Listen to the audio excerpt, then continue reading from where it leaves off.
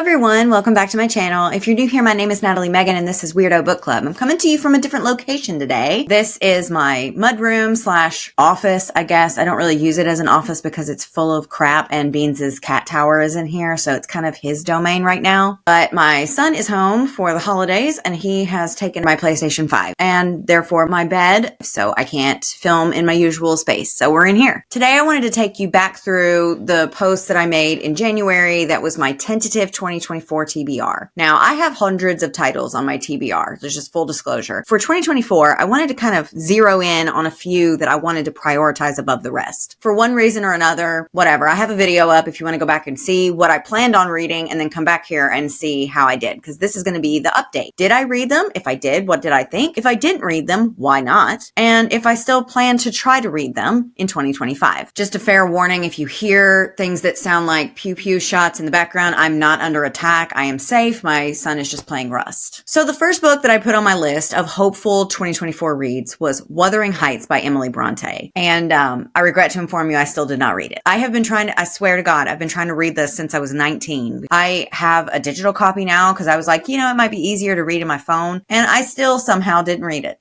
It's a classic novel. It has many film adaptations, all of which I've seen at least once, I think. And I like them and I like the story. Come on now. I like the setting. I like the whole vibe. I really wanted to read it. Not enough to actually read it, I guess. So what have we learned? Nothing. Do I plan to read it in 2025? I mean, I want to say that. I thought that this was going to be like a manifestation thing where if I say it out loud and I say it to you, then that means it must come true. This and a couple other titles on this list make that not true. I don't want to say I'm going to read it in 2025. I feel like I'm setting myself up for failure again. So I'm not going to put it on my tentative 2025 TBR. Moving on, the next one is My Dark Vanessa by Kate Elizabeth Russell. And congratulations me, I did actually read this one. And I liked it. It's a very dark story about a teacher-student relationship, her living it through her past timeline when she was a kid and reflecting on it in her current timeline as an adult. It was very heavy, but I think it was very well done and I really enjoyed it. I think I gave it 4.5, maybe 5 stars. So we can cross that one off the list. I managed to do that one. Next, we have We Spread by Ian Reid. Ian Reid writes the weirdest books that always leave me feeling like I don't even really know what just happened. I had a good time, but I never really feel like I have a firm grasp on reality. And I think that he does that really well. It always works for me anyway. And this was no exception because I did finish this. I finished this a couple days ago. This is a story about an older elderly woman who has lost her husband and she moves into a nursing home as the early stages of dementia and cognitive decline start to creep up. And with that in mind, it added to what I was just talking about, how you don't really know what reality is. And man, having personal experience and a front row seat to see what cognitive decline looks like in an elderly person. My grandma has Alzheimer's. I think he did a good job of making me feel like I didn't know what was going on, similar to someone who is sundowning, losing time, things like that. He did a really good job of that. And it, again, left me in a stupor after reading it. I don't even really think I know what happened, but it was really good. I think I would give it 3.5 stars. I really like his stuff, but like I said, I never know what I just read after I read it. And if someone smarter out there wants to hold my hand and explain it to me like I'm 9, I would really appreciate it. But another book read. We are doing great. And that stops here because the next book on the list is Rebecca by Daphne du Maurier. I don't know if I said that right. I'm sorry if I didn't. This is another classic. It's like a gothic something. I don't know. I want to be honest with you. Okay. I'm having hard times. I've been trying to read it in multiple different formats across multiple months in a span of several, all year long. I've been trying to read this book. I'm about 50% of the way in and I feel like it took me forever to get here and I still don't feel like anything is happening. So far, it's just a woman who gets married to a man who is a widow. His first wife passed away. Her name is Rebecca. He marries this new girl. She moves into the house. These aren't spoilers, I don't think. Plus, it's been out for 100 years or so. If you're going to read it, you're going to read it. Whatever. She moves into the house, his manor, his estate with him, but the memory of Rebecca is kind of everywhere. And all that it feels like is just reading her telling me about her imposter syndrome that doesn't go away. It's relentless. All she does is hear about Rebecca, think about Rebecca, see Rebecca's things, hear about how great of a person she was. Everybody, it's just, Okay. I thought there were going to be ghosts. Like, I thought Rebecca's spirit was in the house. Hannah has told me to keep trying, keep at it, keep reading, and everybody seems to like this book. And I really want to like this book too. It has all the makings of a story that would appeal to me. It's just droning on, and I am annoyed. I'm like, I know, I get it, Rebecca, we know, and I know, but he married you. Can we let this go? Like, I've been listening to it on audiobook on like 3 times the speed, and it still goes slower than molasses. This author and H.D. Carlton are both good, in my opinion, at making time work against you when reading their novels. So, yeah, I haven't read that yet, but I am halfway through, so an effort has been made. Will I finish it in 2025? I don't freaking know. Okay, back to happy and completion. We have Funny Story by Emily Henry. This came out this year, so it was an anticipated read of mine, and I really enjoy Emily Henry books. The readability of it mixed with like the mess. I really love mess, and I feel like in all the books that I've read, it's just mess. Like, I read Book Lovers. I don't really think there was a lot of mess. This one, I don't remember what it was called, but it's pink and it looks like this, whatever, this title here. And it was messy, but it also annoyed the shit out of me. So it was not one of my favorite ones. And then I read Funny Story and it was messy. It's really a funny story. You get it. I thought it was pretty good. I gave it 4 stars. I think Emily Henry's a pretty good storyteller, and I always like to see what she's cooking up next. So maybe there'll be a 2025 Emily Henry title on the 2025 TBR. Okay, next up, another one that I read, The Warm Hands of Ghosts by Catherine Arden. I love Catherine Arden. I actually started The Bear and the Nightingale on audiobook a couple of days ago. It's just that time of year, you know? But The Warm Hands of Ghosts is a historical, paranormal kind of fiction, and it published in 2024 as well. I got an early release copy of it, and I was thrilled. I got an early release copy of Funny Story, too. She really is just doing the whole book thing. Anyway, I liked this too. It was a little slow, but I think in building the kind of stories that Catherine Arden tells that are just layered with myth and magic and all these different things, magical realism and history, it's going to read a little slower. That's just par for the course. In my opinion, it didn't take away from reading it, but it's definitely not one that I read through in like a couple of hours. And that's okay. Not all of them are like that. I really liked this. I love anything with a ghost in it. And I think I gave it 4 stars too. So I am doing great. Oh my God. Did I read all of them? No.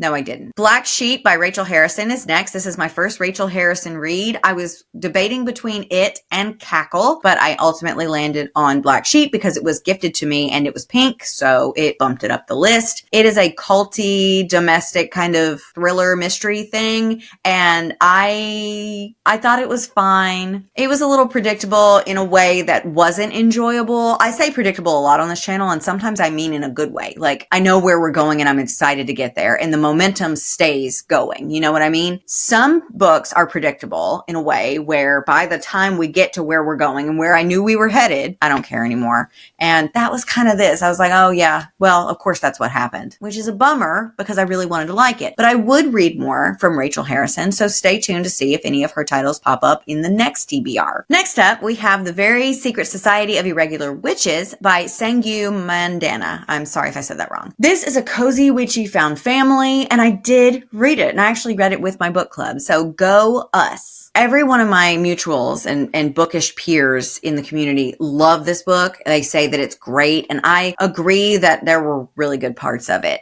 I didn't love it as much as everybody else seems to, but I'm also really stingy with like my 5 stars. I don't know if you could tell. I liked the found family aspect of it. I liked the world and the story and the magic. I liked all of that. I liked the tension and the drama. And then at the end, I just felt like, I don't know, it bumped it down to a 4, maybe 3.75 for me, just because I just felt like everything went too quickly all of a sudden. It just didn't match the flow of the rest of the book. I don't know, but I did read it, and that's a win for me. You know what's not a win for me?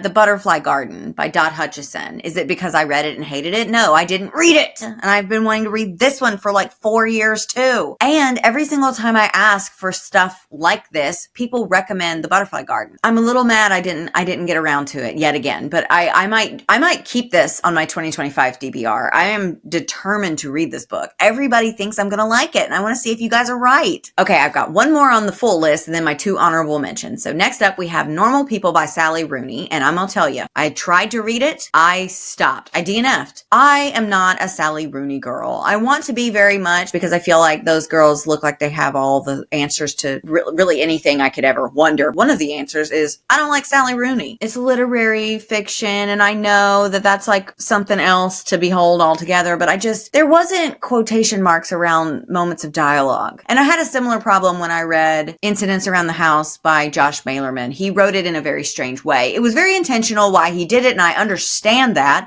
I can't be doing all that. I have developed patterns and formulas and ways that my brain reads and comprehends information, and if you change all that up, it doesn't go well for me. I'm not saying Normal People is bad. I wouldn't know. I didn't read it. I know it's a show or a movie or something, and apparently that is really well received. Everybody loves Sally Rooney who reads her, and I am just one of the outliers there. I don't like it. I didn't like Beautiful World, Where Are You either. It's just not for me. But I did try A for Effort. Okay, so here's the part of the list where I'm a bad friend, because the two honorable mentions that I tacked onto my list were two of my friends' favorite books, and I have copies of both of them with good intentions. That is what I started this list with after all, but where do good intentions lead us? Often to hell. So welcome. I didn't read either of them. The first one being The Perks of Being a Wallflower by Stephen Shopsky. I don't know if I said that right. I'm pretty sure I didn't, and I'm sorry. This is Hannah, my best friend and co-host of the book club's favorite book ever of all time. And I was actually supposed to read this several years ago, pre-unprecedented times of 2020, where we had real meetings for a book club we were running locally. She picked this, and I didn't read it with that book club,